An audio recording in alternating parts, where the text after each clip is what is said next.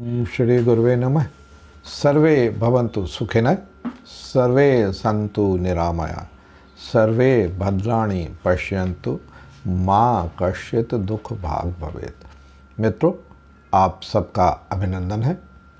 आइए आज चर्चा करते हैं विरासत कर।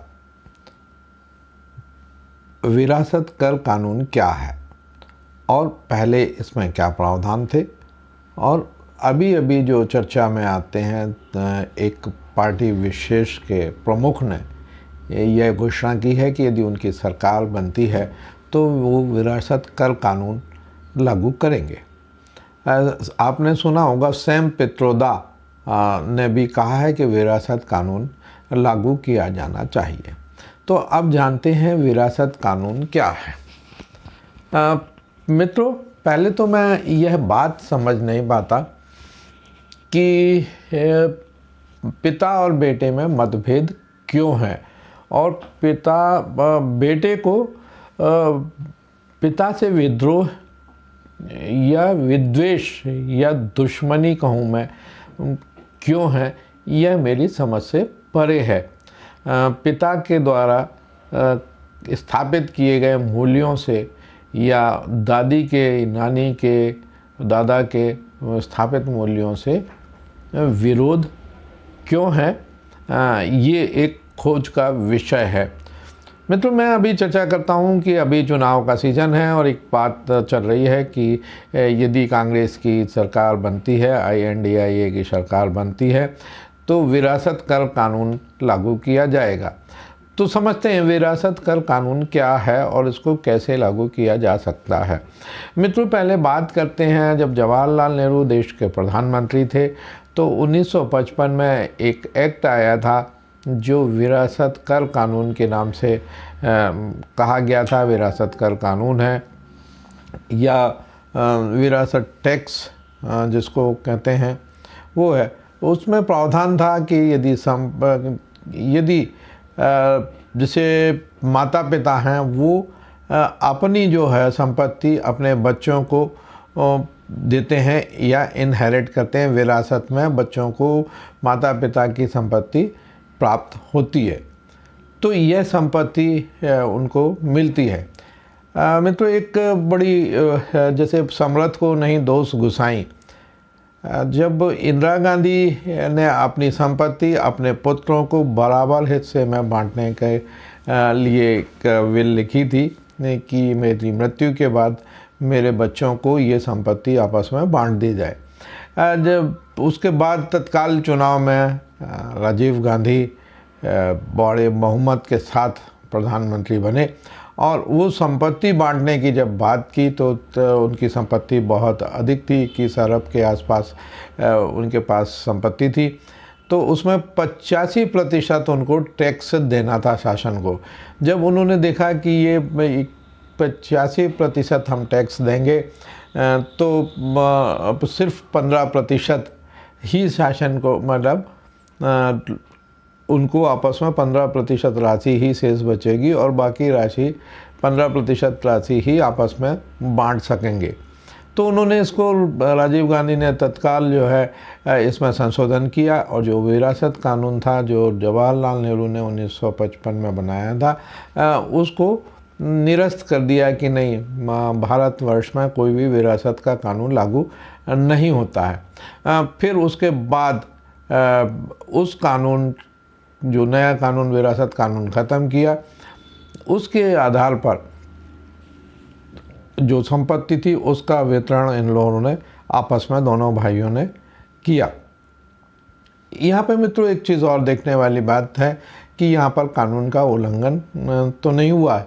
तो जब इंदिरा गांधी जीवित थीं तब तक वह कानून प्रभावशील था।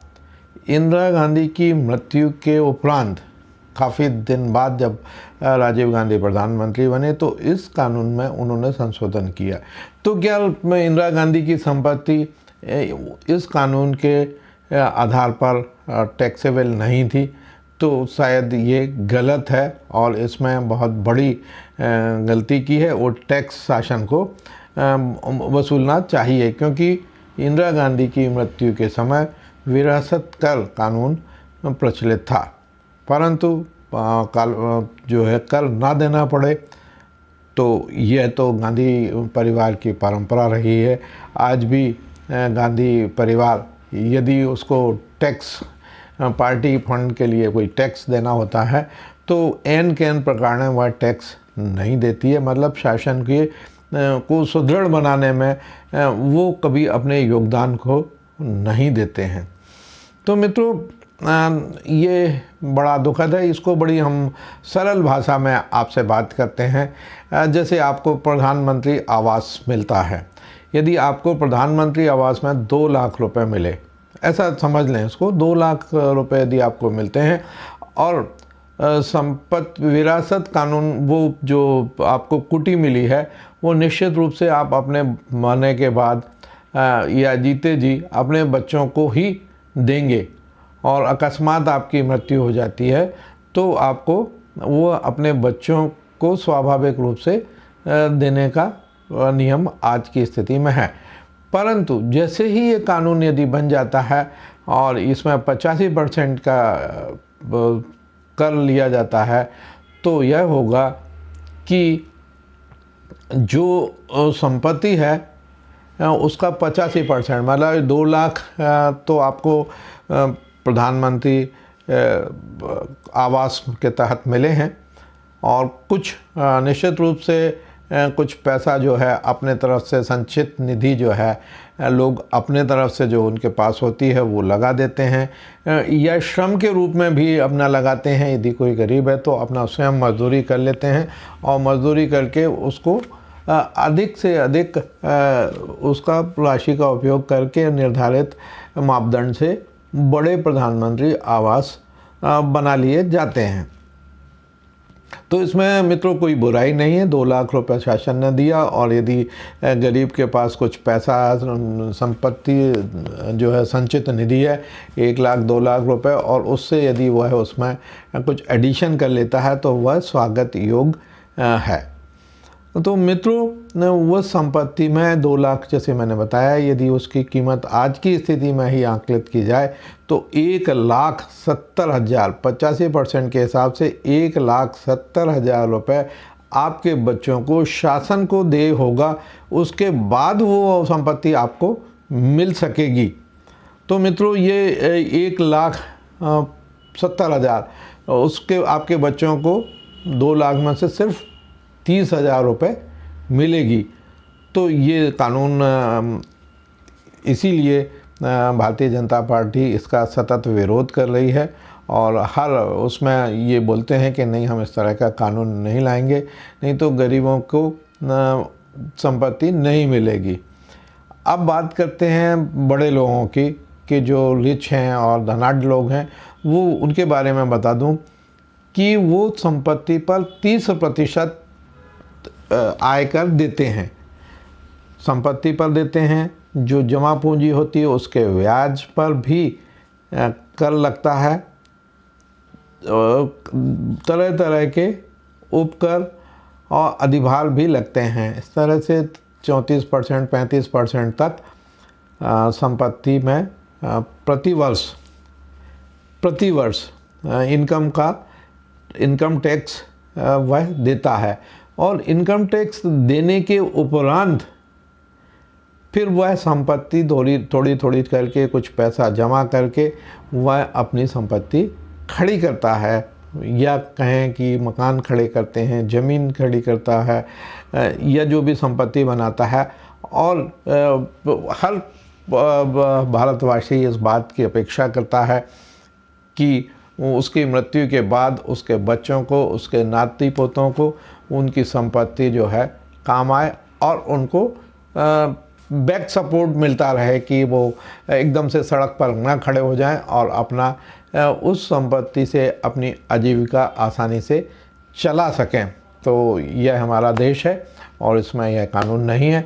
हम सभी मतदाताओं से जानना चाहते हैं, क्या आप चाहते हैं कि जो आपको प्रधानमंत्री आवास मिला है उसको प्राप्त करने के लिए 1,70,000 आपके बच्चों को शासन को देना पड़े, ये कहाँ तक उचित है। मित्रों, ये मैं एक उदाहरण स्वरूप प्रस्तुत कर रहा हूँ। तो अभी तो मैं 85% लिया है, शासन कानून बनाएगी तो हो सकता है कि उसमें टैक्स का कम बढ़ निर्धारित कर दे, मगर यदि वो 85% करते हैं तो आप समझ सकते हैं कि कितना मिलेगा। और यदि आप 35% सतत प्रतिवर्ष आयकर देते हैं और उसके बाद आप अपनी संपत्ति, जो बड़े लोग हैं वो भी किस तरह से बनाते हैं, वो वही समझ सकते हैं कि उनको बहुत बड़ा आय का उनका एक बहुत बड़ा हिस्सा सतत प्रतिवर्ष इनकम टैक्स के रूप में जमा होता है। तो यदि इनकम टैक्स देने के बाद कोई संपत्ति बनाई है तो वह कहीं से भी न्यायोचित नहीं है कि उसके ऊपर दोबारा से टैक्स लगे। और विपत्ति तो विपत्ति होती है, जो माता पिता होते हैं, माता पिता का ईश्वर ना करे मगर प्रकृति है, सभी जो आए हैं एक बार उनको जाना है, तो उससे बड़ा दुख उनको कुछ नहीं होता है बच्चों को कि उसको उनके माता पिता नहीं हैं। तो संपत्ति से ज़्यादा उनको माता पिता के जाने का दुख रहता है। उसके बाद यदि उनकी मृत्यु होती है तो पता चला कि आप अपनी संपत्ति से जिस पे आपकी आजीविका निर्भर है उससे आप बेदखल कर दिए गए, या 85% शासन ने उसमें ले ली, तो इससे बड़ा अन्याय शायद देश में कुछ नहीं हो सकता और देश के लिए ये विकास के लिए बहुत बड़ी बाधक होगा।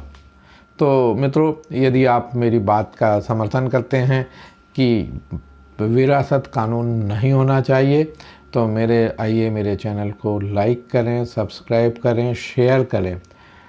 मित्रों, दूसरी बात है एक और तो अभी मुद्दा जो बड़ा तेज़ी से चर्चा में है कि कर्नाटक सरकार ने अल्पसंख्यकों को, जाति विशेष के लोगों को पिछड़े वर्ग में सम्मिलित कर लिया गया। तो जाति विशेष मतलब मैं आपका यहाँ खुलासा कर दूँ कि मुस्लिम वर्ग को पिछड़े वर्ग में समायोजित किया गया और बैकडोर से जो 27% आरक्षण पिछड़े वर्ग को मिल रहा था उसका लाभ उनको भी मिलने लगा। तो मित्रों, इसमें क्या प्रावधान है और क्या यह करना न्याय संगत है? और जो कांग्रेस बात करती है कि संविधान, भारतीय जनता पार्टी संविधान बदलने वाली है, तो ये क्या संविधान के प्रावधानों का स्पष्ट उल्लंघन, खुल्ला उल्लंघन कर रहे हैं? तो शायद इनके मन में इस बात का खोट है और ये संविधान परिवर्तन करना चाहते हैं, इसलिए ये ज़ोर शोर से इस बात को प्रचारित करते हैं कि यदि मैंने कुछ किया है तो उसको गलत ना कहा जाए। तो देखिए मित्रों, ये मेरे पास किताब है, ये संविधान, और संविधान के अनुच्छेद 16 जो मैं स्पष्ट लिखा है, लोक नियोजन के विषय में अवसर की समता, equality of opportunity in matter of public employment. इसमें साफ है, राज्य के अधीन किसी पद पर नियोजन या नियुक्ति से संबंधित विषयों से सभी नागरिकों के लिए अवसर की समता रहेगी, कि सभी नागरिक जो हैं उसमें समता उनको रहेगा और समान अवसर का प्रावधान रखा गया है। राज्य के अधीन किसी नियोजन या पद के संबंध में केवल धर्म, देखिए जो इन्होंने किया, केवल धर्म, मूल वंश, जाति, लिंग, उद्भव, जन्म स्थान, निवास या इनमें से किसी के आधार पर ना तो कोई नागरिक अपात्र होगा ना उससे विभेद किया जाएगा। ये स्पष्ट प्रावधान है। जब स्पष्ट प्रावधान है तो संविधान का पालन किया जाना चाहिए था। मित्रों, आप ही बताएं कि कर्नाटक में सही किया क्या? संविधान का पालन का उल्लंघन करते हुए इसको उसमें सम्मिलित करना कहाँ तक उचित है? मित्रों, आप मेरी बात से सहमत हैं तो मैं एक बार पुनः इसको अधिक से अधिक शेयर करने के लिए आपसे अपील करता हूँ। राजीव गांधी ने यदि किसी कानून को ख़त्म किया है तो उनके सुपुत्र राहुल गांधी उस कानून को पुनः लाने की बात करते हैं। तो क्या ये पिता पुत्र के मतभेद तो नहीं है, या उनका कहीं पिता से कोई आपसी रंजिशन या विवाद रहा हो, यह भी कोई हो सकता है, संभव है कि पिता पुत्र में अक्सर विवाद हुआ करते हैं, तो कोई विवाद रहा हो जो अब खुलकर काफ़ी लंबे समय बाद खुलकर सामने आ रहा है, और वो खुलकर इस बात को कहने लगे हैं कि यदि मुझे अवसर मिलता है तो मैं संपत्ति कर पुनः विरासत संपत्ति कर पुनः लागू करूँगा। इसी तरह से संविधान की अवमानना करते हुए, मैं तो अवमानना कहूँगा, अवमानना करते हुए जाति के आधार पर आरक्षण दिया जा रहा है, जो कि सर्वथा अनुचित है। मित्रों, आप विचार करें, आप स्वयं समझदार हैं, और आप कैसे संपत्ति बनाते हैं यह आप सब अच्छे से भली भांति परिचित हैं। हम भारतवासी, सनातन संस्कृति के प्रेमी, अपनी बचत और अपने कम से कम खर्चों को करते हुए संपत्ति तैयार करते हैं। एक दिन लोग भूखे रह जाते हैं, यात्रा करते हैं, तो यहाँ तक कि कष्ट उठा के अपना सामान सर पर लेके जाते हैं, मगर वो कूली का 10-100 रुपये 50 रुपये भी बचा कर उसको धीरे धीरे करके, बोलते हैं ना, बूंद बूंद से घट भरा, तो एक एक रुपया बचा के संपत्ति तैयार करते हैं। और यदि एक झटके में शासन उनकी 85% या जो भी शासन नियम बनाती है ले लेती है, या उतना पैसा उनकी मृत्यु के बाद इनहेरिट प्राप्त करने के लिए, संपत्ति प्राप्त करने के लिए यदि किसी को देना पड़ता है, तो ये एक बहुत बड़ी जाति विभिषिका, मतलब इससे बुरा कानून कोई नहीं हो सकता, और देश के विकास में ये बहुत बड़ी बाधा होगी। मित्रों, एक चीज़ और है, मैं हमेशा इस बात को कहता हूँ कि अलग अलग विचारधारा की अलग अलग पार्टी हैं, और किसी भी पार्टी विशेष को, चाहे वो बीजेपी हो, चाहे कांग्रेस हो, चाहे समाजवादी पार्टी हो, चाहे बहुजन समाज पार्टी हो, या कोई भी पार्टी हो उसको, या आम आदमी पार्टी हो, उसको भी ये अधिकार नहीं है कि वो करदाताओं द्वारा प्रदान की गई राशि को किसी को भी वितरित कर दें, और बिना श्रम के वितरित करें। ये अधिकार उनको सीमित करना चाहिए।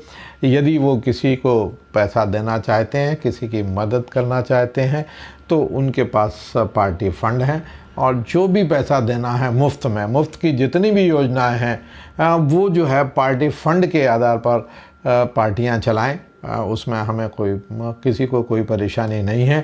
मगर जो करदाताओं की मेहनत का पैसा है, वो करदाताओं से पूछने के उपरांत ही किसी को मुफ्त दिया जाए। क्या करदाता इससे सहमत हैं?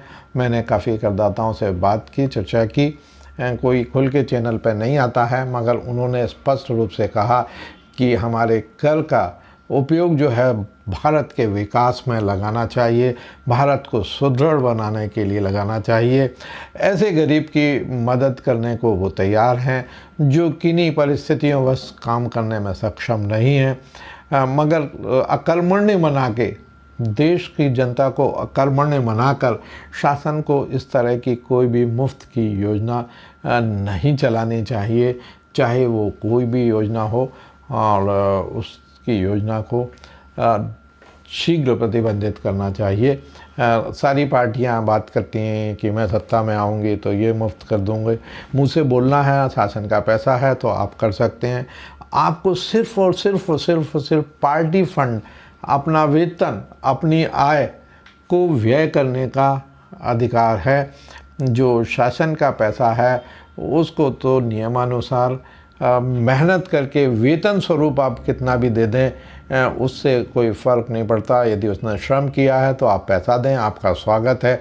मगर कोई श्रम नहीं करता है और बिना श्रम के उसको पैसा दिया जाता है, तो इसका सभी करदाता पुरजोर विरोध करने के लिए सड़क पर आने को तैयार हैं और वो दिन भी बहुत जल्दी आने वाला है।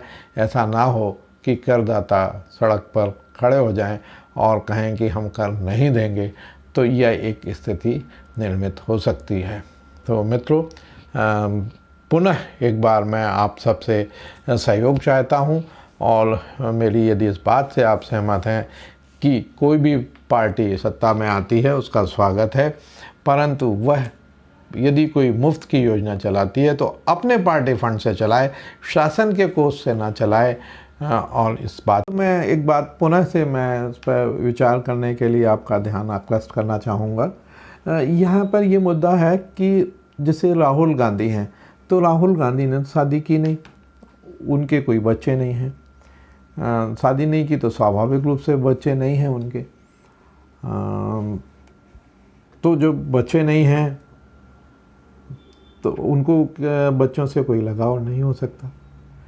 उनको अपने परिवार से, अपनी विरासत से उनको क्या फ़र्क पड़ता है कि यदि उनकी मृत्यु होती है तो वो संपत्ति शासन को चले जाए या किसी को चले जाए, तो राहुल गांधी को कोई फ़र्क उसमें नहीं पड़ता। परंतु जिनके बच्चे हैं, नाती पोते हैं, बच्चों के बच्चे हैं और जिन्होंने एक एक रुपया करके, मेहनत करके, मजदूरी करके एक एक रुपया बचाया है, टैक्स देके 35%, 30% टैक्स देके, 10% से लेके 5%, 10%, 15%, 20%, 30% तक जिन्होंने टैक्स देके संपत्ति अर्जित की है, वो मेहनत से। राहुल गांधी तो कोई व्यापार और कोई धंधा करते नहीं हैं, मगर उनके पास यह जादुई संपत्ति आई हुई है, जो अरबों करोड़ों रुपए की संपत्ति उन्होंने अर्जित कर ली। वो शायद मैं एक दो हमेशा इस बात को करता हूँ कि सबसे अच्छा व्यापार राजनीति है, और जो राजनीति करता है उसकी संपत्ति देखें कि अटूट संपत्ति उनकी हो जाती है। किसान तो अपने जीवन काल में 1-2 एकड़ ज़मीन ले ले तो उसके लिए ये बहुत बड़ी बात होती है। परंतु जो राजनीतिक लोग हैं, राहुल गांधी जैसे लोग हैं, उनकी संपत्ति हर 5 साल में 1000 गुना तक बढ़ जाती है। वह कैसे बढ़ती है इसका भी मतदाताओं को आकलन करना चाहिए। जय हिंद, जय भारत। मैं आज तक यह बात नहीं समझ पा रहा हूँ कि राहुल गांधी अपने पिता राजीव गांधी का विरोध क्यों कर रहे हैं। यदि कोई कानून उनके पिता ने रद्द किया है तो उसी कानून को बालहट के रूप में वो क्यों लाना चाहते हैं कि विरासत का टैक्स वो लगाएंगे। तो विरासत कानून, राहुल गांधी ने शादी नहीं की है और उनको बच्चे नहीं हुए, स्वाभाविक रूप से नहीं की उन्होंने शादी। विदेश में की हो तो नहीं कह सकता विदेश में उनके बच्चे हों, ये मैं इस बात को प्रमाणित तथ्य मेरे पास नहीं है। मैं इस तरह की कोई बात नहीं कर सकता, परंतु लोगों की बातें हैं, तरह तरह के लोग बात करते हैं जिसकी मैं पुष्टि नहीं करता। मित्रों, जाके पैर ना फटे बेमाई वो का जाने पीर पर आई, यह आपने सुना होगा। जिसके बच्चे नहीं हैं वो उस बात को नहीं समझ सकता, उसको किसी तरह का मोह अपने बच्चों नाती पोतों से नहीं हो सकता। तो वो इस की संपत्ति में यदि वो 100% भी कर ले आते हैं तो कोई बहुत बड़े आश्चर्य की विषय नहीं होगा। दूसरा, मैंने जाति, इंदिरा गांधी ने कहा था जात पर ना पात पर वोट लगेगी हाथ पर, और वो एक चुनाव इसी नारे को लेकर जीती थी और भारी बहुमत से उनको सत्ता मिली थी। परंतु यहाँ पर भी जो राहुल गांधी हैं वो अपनी दादी श्रीमती इंदिरा गांधी से मतभेद रखते हैं और वो कहते हैं कि नहीं, हम जाति जनगणना करेंगे।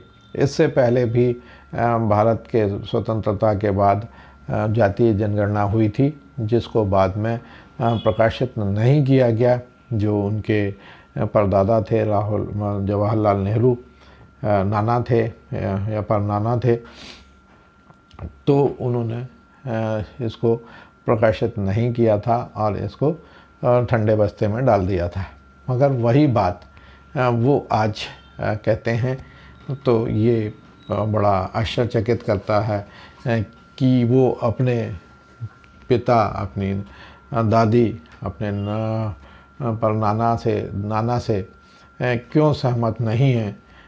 ये बड़ा दुखद विषय है और जो अपने माता पिता माँ बाप का नहीं है वो देश का कैसे हो पाएगा, ये भी एक विचारणीय विषय है। तो मित्रों, पुनः एक बार जाके ना पैर फटी बिमाई वो का जाने पीर पर आई, ये आपने सुना है। तो बहुत अधिक टैक्स है।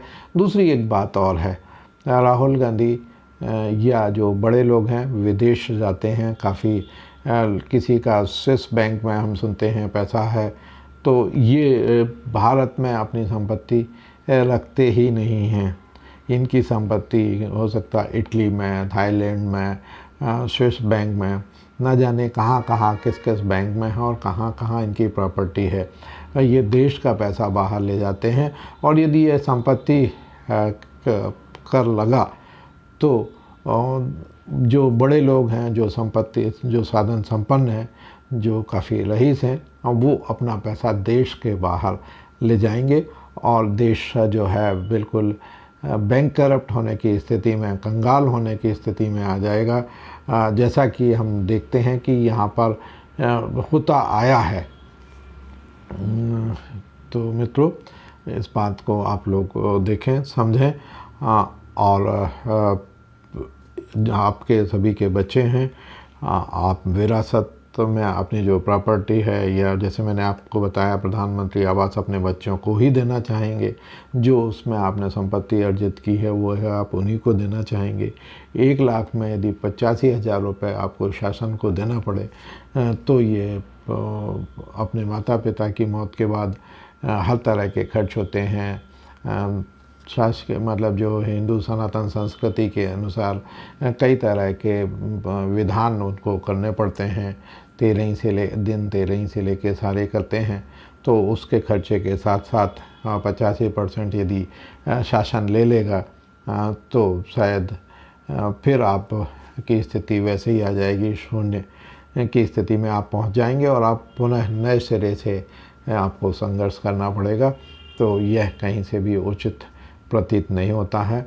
मित्रों, आए हम इन सब का विरोध करें और फिर पुरजोर विरोध करें। इसी तरह से धर्म के आधार पर जो संविधान हमारा बोलता है, किसी तरह का आरक्षण, किसी तरह का नौकरी में भेद ना उत्पन्न किया जाए, और यदि इसको किया जाता है तो इसका भी हम विरोध करें। विरोध करने का सबसे अच्छा तरीका है कि हम अपने मत का प्रयोग करें, सोते ना रहें कि गर्मी है हम नहीं जाएंगे मतदान करने, हम घूमने जा रहे हैं। हम किसी कारण से वोट डालने का एक कारण आप ढूंढ लें, और ना डालने के तो 1 लाख एक बहाने हैं। यदि आप कोई काम करना चाहते हैं तो उसका सिर्फ एक कारण आपको ढूंढना होगा। वोट डालने के लिए इसी तरह वोट डालने का एक कारण आप ढूंढ लें और वोट अवश्य डालें, और ना डालने के तो 1 लाख एक बहाने हैं। मित्रों, देश को, प्रजातंत्र को मजबूत करने के लिए वोट अवश्य डालें। जय हिंद, जय भारत।